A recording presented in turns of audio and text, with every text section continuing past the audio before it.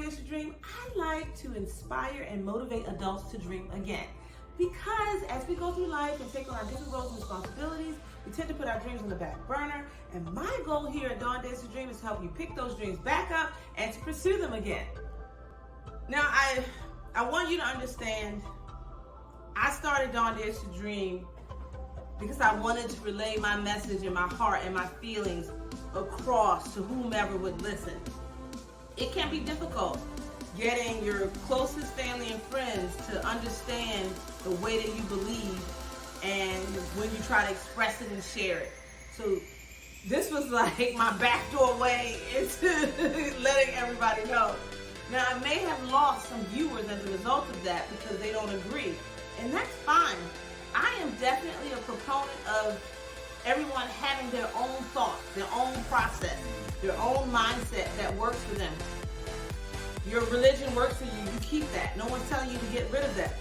Whatever it is that works for you, continue to use it. I'm just saying that sprinkle some of this other information on it, this personal development information that I'm providing you, and see where your life takes you and how you take off personally. Always remember,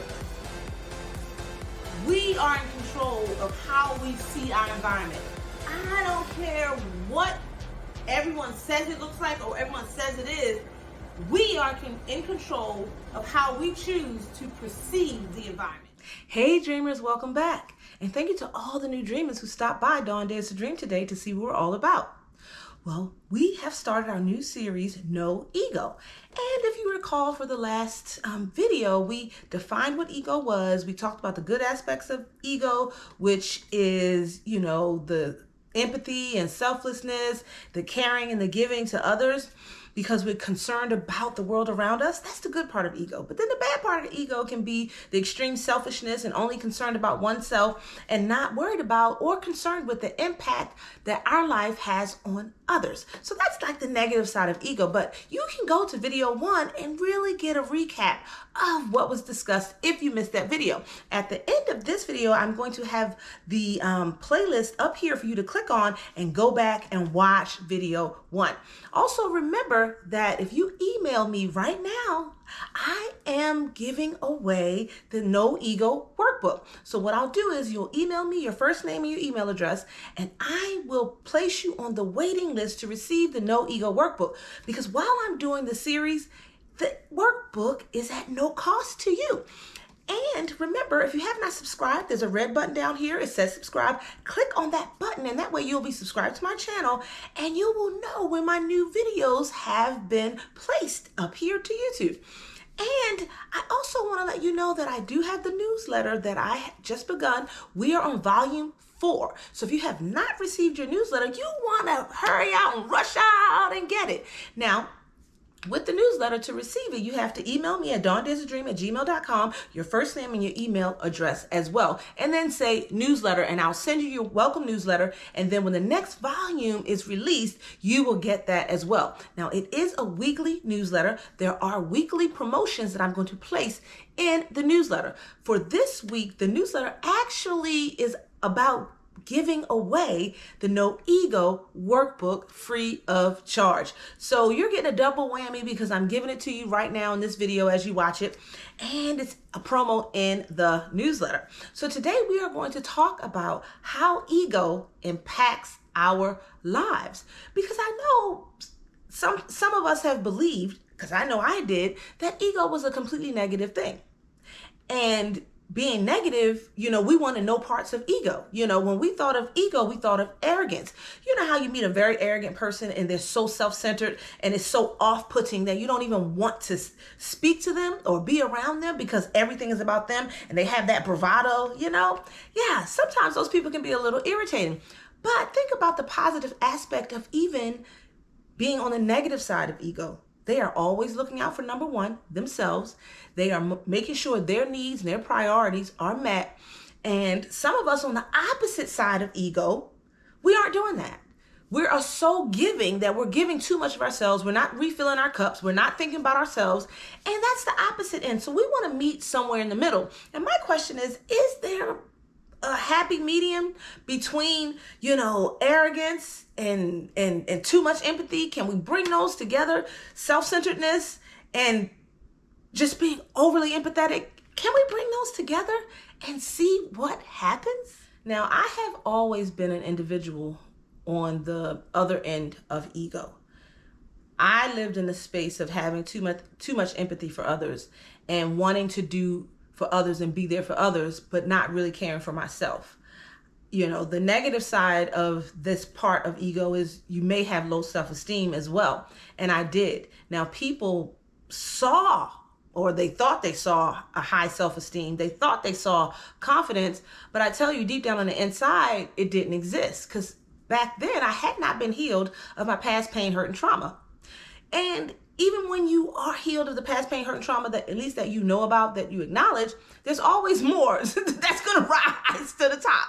I wrote the newsletter and I talked about how my brother came to visit and I had expectations of him that maybe I shouldn't have had, and how his visit kind of had a retrospective kind of impact on me. It made me realize that no matter how much work you've done, no matter how much personal development you've done, there's probably always something for you to work on. And I hadn't realized that I had issues with my big brother, but those issues really weren't his issues. They were my issues. And that's kind of how we ended the conversation. And I realized, I said, well, I guess maybe he makes a little bit of a sense, but me being a very empathetic person, I always want to know how I'm impacting others and what can I do to help others interact better with me? What am I doing to offend you that I can do better so that we have a better relationship? But my brother had a different impact on that. He had a different perspective on that.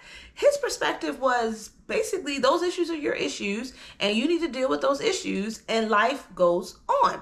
Now, I get that. We're on the opposite ends of ego, I'm going to say. Because again, I'm extremely empathetic. And I guess my brother is somewhere between mid and the other side of ego, I'm going to say. And what I realized in that moment was, wow, I need to work on how I project my feelings of how people should behave onto others, because that's basically what I had done. I projected what I would do and who I would be in a brother-sister relationship where I was the elder and he was the younger person. Because see, I'm the younger sibling and he's the older sibling. So, I had in my mind what that meant. But when it comes back to ego, guys, my ego was telling him what I needed him to do. And his ego came back and said, no, I don't have to do that. That's not the role that I choose to play in your life. So ego can be a tricky thing, but when you are functioning from a good space in ego, you can come to some understanding with people who don't necessarily see things the way that you do. So at the end of it, what I realized was I love my brother, he loves me, and we have the relationship that we have, and it is what it is. And either I'm going to accept it and live happily with my brother, when I do get to see him. Remember, he's in Baltimore and I'm here in Houston, Texas. But when we get together, when we do talk on the phone, when we do text, I just need to be involved in that moment, in that space, in that time, and not thinking about the past. That past pain, hurt, and trauma that I always talk about, it can get you every time. So I just really want to sum up the impact of ego to you. Whether you believe the arrogant side of ego or the low self-esteem side of ego is higher than the other, right? Either extreme isn't going to work for us. We need to come and find some way to get to the middle, or as close to the middle as we allow ourselves to. Because our ego impacts everyone around us. And I have an activity that is in the workbook that I would like for you to do. And it has you to examine your relationships with others. We're talking about your friendships. We're talking about your family, being a husband or being a wife. We're talking about your relationships with people at work, your coworkers, your colleagues. How are you interacting with those individuals, and how are they interacting with you? And how do you feel about it? Because that can kind of tell you where you land on ego. Like, we think we know where we land, But when we really analyze the impact that we're having in others' lives, that tells us where we land. Now, there's nothing wrong with being on either spectrum, either end of the spectrum or in the middle of the spectrum. It's up to you. It's where you want to live and what you feel good about being. Because we're all individuals. And some of us love that egotistical bravo. And then there are people in this world who like to be around people like that. I mean, not myself, but there are people who like to be around people like that. And then you have the people on the other end, so they have some low self-esteem and they build that up, and then they feel like they have a little bit more self-importance in life, and that helps them to thrive and be better. But because they started out on the lower end, they kind of have that empathy, which drives them forward and helps to give them an advantage. Because I believe when you have a lot of empathy in your heart, it really gives you an advantage when you are dealing with others, because you are tuned in to how they're feeling and what they're doing and the impact that it has. It almost allows you like a little window into their soul to say, okay, if I want my relationship to work with them, that's if I want it. This is what I need to do. And I'm going to tell you, I use my superpower of empathy a lot at work. I get to know my coworkers, I get to know my colleagues, and I don't study them, but I study them, if that makes any sense. And it allows for me to set up a work environment that works optimally for me, because I'm able to ascertain what is needed from me from the different aspects of my job, from the different colleagues, different bosses, what they need, and then what do I need? And I put that all in a pot and I mix it up, and then poof, I come out with a perfect scenario for me. Every job I've ever had in my entire life, I've always got in there, and because of my empathy, because of my ego type, I've been able to be successful in interacting with others in a very intricate way. Most times, my colleagues always feel like I've worked at a job a lot longer than I have, because they feel like I know them so well and they know me so well. The catch is this: they know about me what I want them to know about me. They don't know everything about me, and I know the parts of them that I need to know in order to work well with them.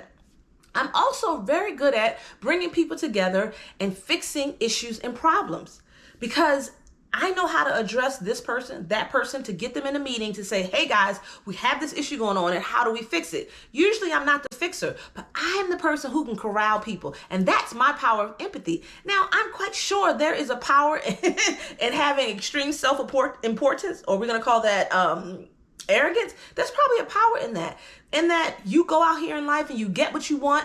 You don't take no for an answer. You're not sitting in a corner having a pity party when someone does say no. You're figuring out a different route to get to what you need. And you see where I'm coming from, guys? Both of these extreme ends have very good qualities that if we bring them together, we can have the optimal amount of ego. If you like this video, give me a thumbs up. Leave me a comment with any questions that you may have. There's a share button down here with an arrow. I need you to click on that and share this to your social media platform like Facebook. And remember that my face is going to be up here in a circle. So I need you to click on my face, select the green bell, select all. That way you'll be subscribed to my channel and you'll be notified to all the new content that I place up here to YouTube. And over here, I'm going to place the No Ego playlist. And I'm also going to have the Past Pain, Hurt, and Trauma playlist as well. Remember, if you want the No Ego activity guide, I need you to email me at DawnDares2Dreams@gmail.com, your first name and your email address. Now, the workbook for the Past Pain, Hurt, and Trauma is for sale. So what I need you to do in the description for this video, go down to the middle somewhere, it says shop, click on that link, and you can go there to receive that workbook. Now, if you are a member of the newsletter club and you've had the past two volumes sent to you, there is a promo code in there. You can use that promo code and get 50% off of the No Ego workbook. Maybe I'll put another promo code in there for my workbook at another time in the newsletter. So you gotta hurry up and sign up. So I have totally enjoyed hanging out with you today, dreamers. And I want you to have a great day, dreamers.